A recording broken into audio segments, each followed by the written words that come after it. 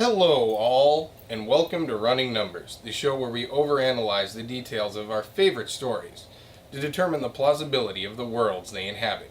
And in this episode, we'll be discussing the cataclysmic Ulysses Planetfall disaster from the Ace Combat franchise.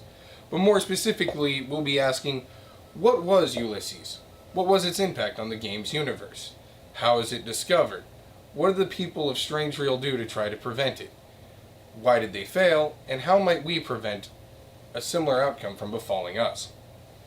Now, to begin, let's answer our first question. What was Ulysses? You see, Ulysses was a 1.6 kilometer wide asteroid that would enter Earth's orbit and be broken up by tidal forces and rain down on the planet below. This terrible event would start at around 3:30 Usean Eastern Time on July 3rd, 1999. And for 14 days, countries from around the world would receive 24-hour bombardment from space. Many countries had different strategies to deal with this terrible apocalypse. But in their efforts, they may have in fact made it worse instead of making it better.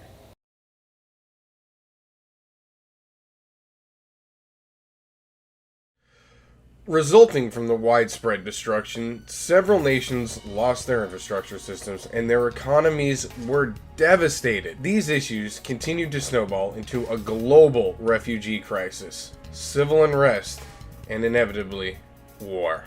On the continent of Eusia, things became especially dire. The Federal Republic of Erusia, for example, located on Eusia's west coast, was hit particularly hard. By early 2000, Erusia had accepted over 200,000 refugees. But due to lack of resources and the national recovery effort going on at the time, Erusia could no longer accept any more foreign nationals seeking asylum within the country. And in April of that year, Erusia put massive restrictions on their visa applications, essentially shutting down the border. This led to a massive humanitarian crisis along Erusia's borders. Over 600,000 civilian refugees set up camps along the Erusian border. Meanwhile, other nations and non-governmental organizations would keep pressuring the Erusian government to accept more asylum-seeking migrants. The Erusian government and the United Nations Commissioner, however, requested that other nations try to take some of the weight off of Erusia by accepting more refugees themselves. Rather than do the logical thing to share the burden and de-escalate the situation, the other countries exacerbated the crisis by implementing trade embargoes, which crippled the Erusian economy. And this would all culminate in the summer of 2003, when the Federal Republic of Erusia launched a surprise attack on their neighboring country of San Salvation and captured the Stonehenge railgun network. This then led to a full-scale war between Erusia and the confederation of other nations that would be known as the Independent State Allied Forces. This conflict would last 2 whole years and would result in an Allied victory. And even today, war is still all too common for the continent of Eusia.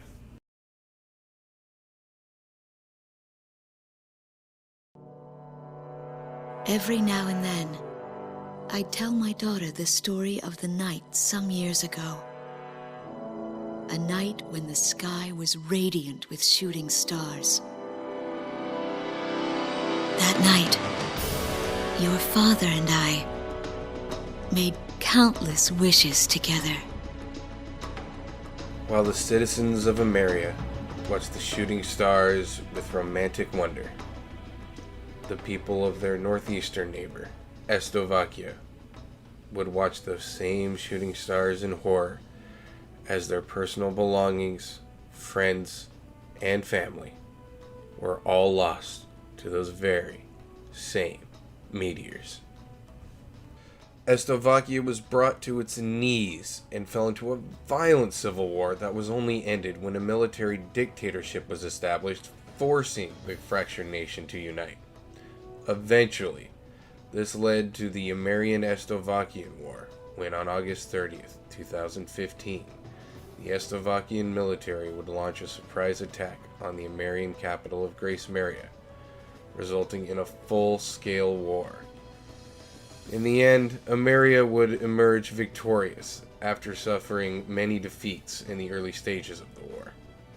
And, in the end, the collapse of the Estovakian military dictatorship was only achieved after a successful attack on the Chandelier railgun, and they had no more trump cards left to play.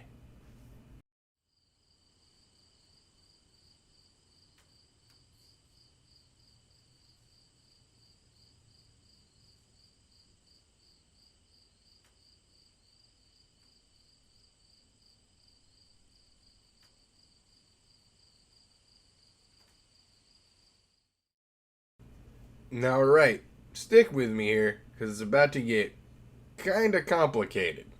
A lot of numbers and stuff for you to remember.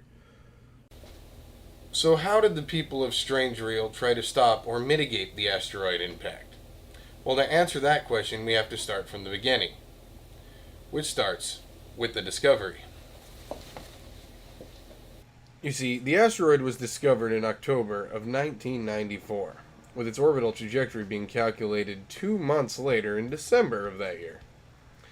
The asteroid was then given the designation we all know, 1994 XF04.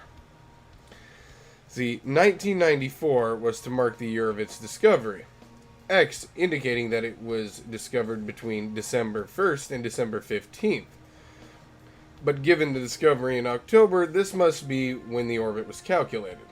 So, basically saying they gave it the name based off of when its orbit was calculated, not necessarily when it was first discovered. The F04 designates it as the 106th asteroid and/or minor planet discovered in that December 1st through 15th timeframe, as they use the alphabet excluding I to number the celestial bodies. This system does loop back on itself, so in this case we can see F was used 5 previous times by noticing the 04 in the F04. But seeing as 1994 XF04 is admittedly a bit of a mouthful, USEA's International Astronomical Union gave it simply the name Ulysses, after the Roman version of the name of Odysseus, the main protagonist in Homer's Greek epic, The Odyssey. Sorry if that was kind of hard to follow. Keeping with the tradition of naming heavenly bodies, of course, after characters in Greek or Roman mythology. So you see, the people of Strangereal only had 5 years to prepare, which isn't a long time considering we don't even know how far away XF04 1994 was when it was discovered. But a one-off spin-off title may be able to show us the answer. I think this calls for a little history lesson. In 1994, a group of asteroids was discovered taking a long elliptical orbit around the Sun. They were created when an unknown asteroid struck the 1986 VG1 Ulysses, an asteroid in orbit around Jupiter. The orbit of these Ulysses asteroids was on a collision course with Earth with an estimated 10,000 meteors set to strike the surface. Since there was no way to divert the orbit of each asteroid, construction began on a vast anti-air railgun network, a last-ditch effort to intercept and destroy the meteors. In the now defunct Ace Combat Infinity, they have the 1986 VG1 Ulysses asteroid. Again, these are 2 different asteroids, but VG1 can give us clues on XF04's origin. In Ace Combat Infinity, VG1 is said to come from the orbit of Jupiter. You see, the biggest and most important difference really being that VG1 broke up in that orbital area around Jupiter long before ever reaching the Earth. While XF04, on the other hand, broke up when it reached Earth's Roche limit, the rough region around Earth's orbit where tidal forces would be enough to break up the asteroid, and it would then subsequently rain down on the planet below. You see, this changes some important things about how we would deal with VG1 versus XF04. Therefore, we will just use VG1's origin point to do some very oversimplified math for XF04. So, for the sake of this video, we'll say XF04 Ulysses was discovered to be in the region of Jupiter in around 1994, and impacted the Earth, of course, in 1999.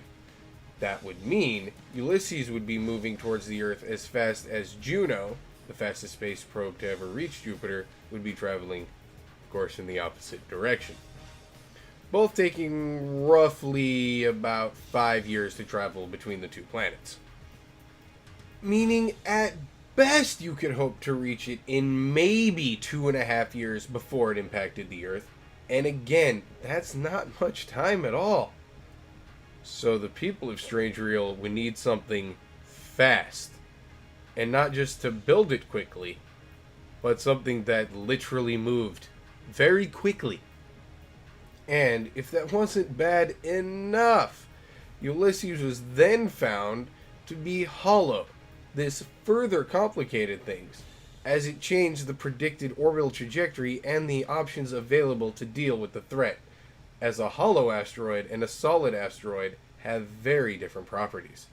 Think simply dirt clod versus rock, or I've seen it very commonly compared to snowball versus ice.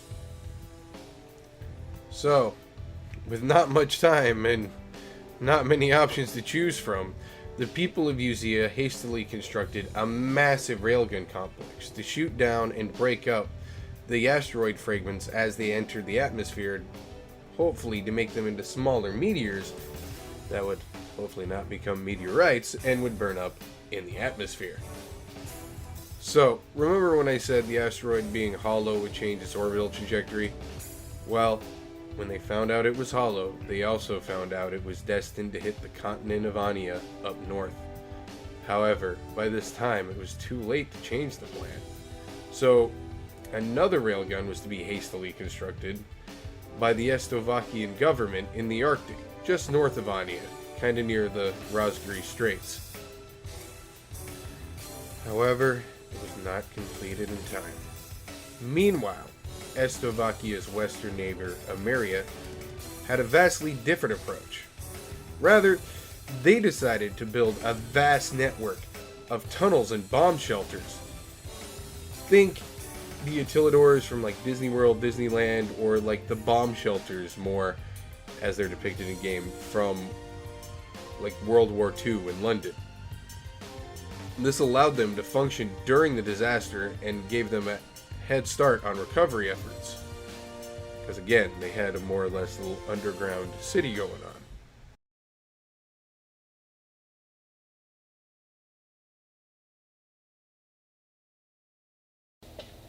What did the people of Strangereal do wrong? Is there anything they could have done differently for a better outcome? Well, as it seems, there was a lack of political stability and time to effectively prevent the disaster. And in fact, it was because of these two factors that they actually rejected the best two options. So, what were these options and why were they rejected? The first proposal was to build a network of ICBM sites across the continent of Usea to deflect and destroy the asteroid fragments long before they entered the atmosphere. You see, as odd as it may sound, using nuclear weapons may actually be the best way of thwarting such a threat. See, you could use the nukes to kind of blow it off course, so to speak. The resulting explosions could kind of easily nudge the asteroid off course if you detonated them just the right distance away. Another side effect you could also have is you could vaporize a portion of the surface of the asteroid, creating a kind of like jet engine or rocket engine that would also kind of propel the asteroid in a direction of your choosing. Now, there are other ways of doing this, of course. One proposal for that, of course, is to use, at least in our world, is to use giant mirrors that would kind of do that, you know, little kid with the ants kind of thing with the magnifying glass. And that would create a little jet on the surface of the asteroid and also propel it off course.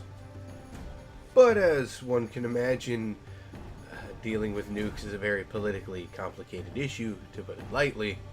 So, it's not always the most desired option. And in fact, for an example for how politically complicated this can be, in our own universe, our own world, we have the 1967 Outer Space Treaty banning the use of nukes in space. I mean, just look no further than the second sun cutscene in Modern Warfare 2 for the answer to why they may have had that treaty. And that treaty was signed by many nations, including the United States and I believe Soviet Union. Detonate a nuke too close to the Earth, and the resulting electromagnetic pulse would reset the entire hemisphere back to the steam age. So we can clearly see the reasoning the Central Usia Treaty Organization might want to abandon the project as they did. No guarantees those very same nukes won't be used in war. I mean, after all, we need to look no further than the Balkan War of 1995 to see why the nuclear option was scrapped in the first place. On June 6th, 1995, the Balkan Air Force, predominantly controlled by Belka's right-wing nationalist party, also known as the Democratic Liberal Party, and the more extreme Rald faction within, set off 7 nuclear bombs across the Valdrak mountain range. As a result, over 12,000 Balkan civilian nationals were killed by their own government.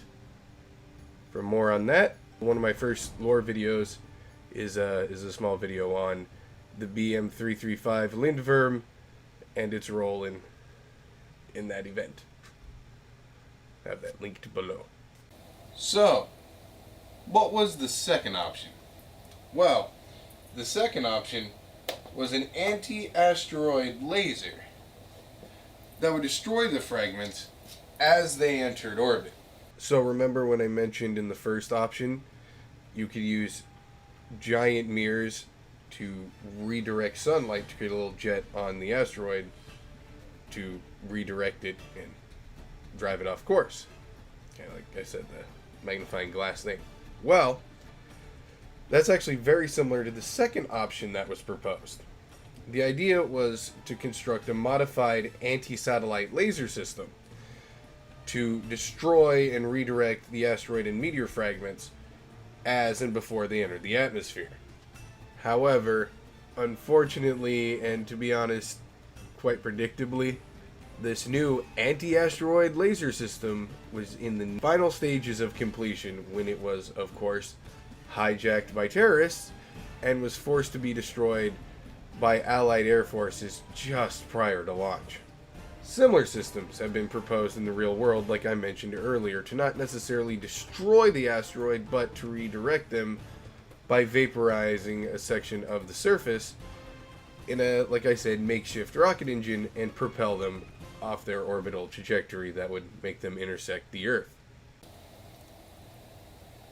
So why choose redirection over outright destruction? Well, you see, it's quite simple when you do the math. The problem comes from intersecting orbits. Ulysses' orbit around the Sun put it in the same place as the Earth on July 3rd, 1999 at 3:30 p.m. You see, the Earth moves about the same size of the planet itself in its orbit about every 7 minutes. This means had Ulysses approached the Earth at 3:23 p.m. or 3:37 p.m., the Earth would have been 12,742 kilometers further away. Now, we don't have all the numbers and information to do all the right calculations for exactly where the Roche limit would be in this encounter, so how that would affect it. But for those of you who don't know, and for the sake of this video, a Roche limit would be how close two celestial bodies can be to one another without tidal forces, the same that create high and low tide at the beach, without those forces ripping the celestial bodies apart. And more specifically, for the sake of this video, how close Ulysses could be to the Earth without those same tidal forces ripping the asteroid apart. You see, with Ulysses being about 1.6 kilometers in size and hollow or porous, meaning though Ulysses is pretty decently big, it's only loosely held together by its own gravity. So, it would take less than most heavenly bodies to break it up. As we can imagine, it takes less to break up a dirt clod than it does a rock. We also know that it took Ulysses just about 5 days to completely break up and rain down on the Earth below. This suggests that Ulysses entered the atmosphere at an extremely shallow angle, unlike the asteroids of the past, such as the one that wiped out the dinosaurs, or the one that created Barringer Crater in Arizona near the Grand Canyon. Now you see, this is important for a few reasons. One we'll get to in a second, but one is, of course, more obvious, is the destructive effects. Now, if you remember the asteroid that came into the atmosphere and broke up over Chelyabinsk in Russia, that came in at a pretty relatively shallow angle. And so the shock wave from when it exploded and when it impacted the atmosphere was spread out over a wide area. Had that come in at a steeper angle, the towns below, such as Chelyabinsk, would have experienced far worse damage, even if the asteroid, never hit the ground itself in one solid chunk and created a massive crater like you'd expect, Barringer Crater, like I mentioned earlier. The resulting air burst from the rock exploding in the atmosphere, the resulting shock wave, would be directed directly downward, and that would create much more destruction than, of course, as it was spread out over a wide area and not just like a sonic laser pointed right at the ground. And another reason why this would be important, and I would say an actually more interesting reason, is that in our own world, scientists are actually planning to catch an asteroid and bring it into Earth's orbit in order to study it for a myriad of reasons. I mean, why go there when you can bring there to you? And I mean, that would be amazing. That's like bringing Mars to you almost, bringing a whole nother little world to you. And another bonus of bringing an asteroid into orbit would be the potential for a massive economic boom. So think about it. The people of Strangereal could have had a massive economic boom like no one's ever seen had they stopped their petty squabbles over meaningless, trivial things and buckled down as a people just to invest in the future. As asteroids tend to be composed of valuable resources like platinum, nickel, iron, silicon, and water. You see here, to illustrate, I have a small piece of meteorite oxide I got from Barringer Crater in Arizona. It's composed of 92% iron, 7% nickel, and 1% other, as it turns out. And to help illustrate, I have a bottle opener here. It's a fridge magnet, got it from RTX a few years back. It's a gravity hammer from Halo. You can see the amount of iron, get the camera, the amount of iron that's in the meteorite by how magnetic it is. And as it turns out, we might be able to give an educated guess of what Ulysses was made out of, based on some of the depictions in the cutscenes we've seen. Now, if you remember your high school chemistry class, at least it was high school for me, you'll remember that different elements emit different wavelengths of light when they're heated. And this is what will give us the clues to figure out what Ulysses was actually made out of. Okay, so we're going to do a little oversimplified chemistry here for no other reason than to just simply make a point.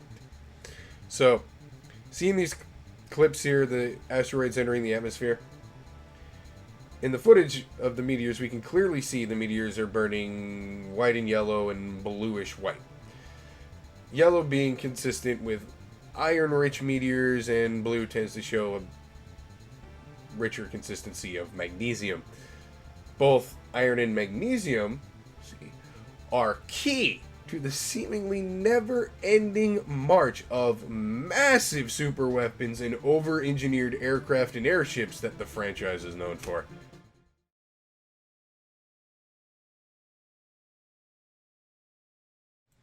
Now, we don't know exactly when this was, but at some point after Ulysses was discovered, a second asteroid, suggested to be from the asteroid belt or the orbit of Jupiter, was found to be on a collision course with Earth, just like its predecessor.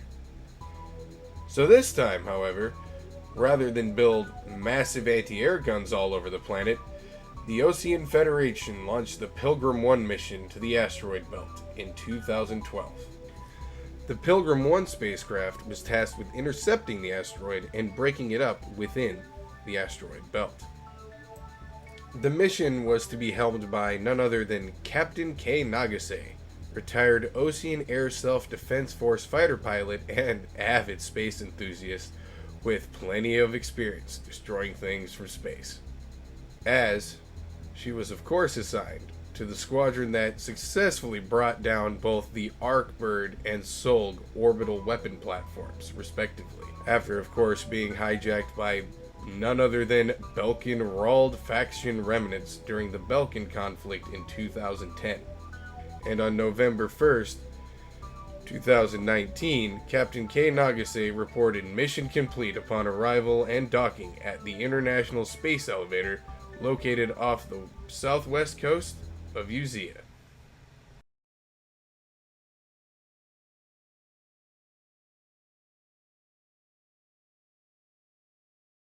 Well, everyone, thanks for watching. Future Brian here. I just put this in kind of at the end as I was kind of thinking about my script here. And as I was going through it, I realized I did oversimplify a lot of stuff. So down in the description, I'll have links to a lot of my favorite channels and stuff that talk about this type of stuff with asteroids and space. So just check down the description if this stuff interests you, and I'll catch you in the next one. Peace.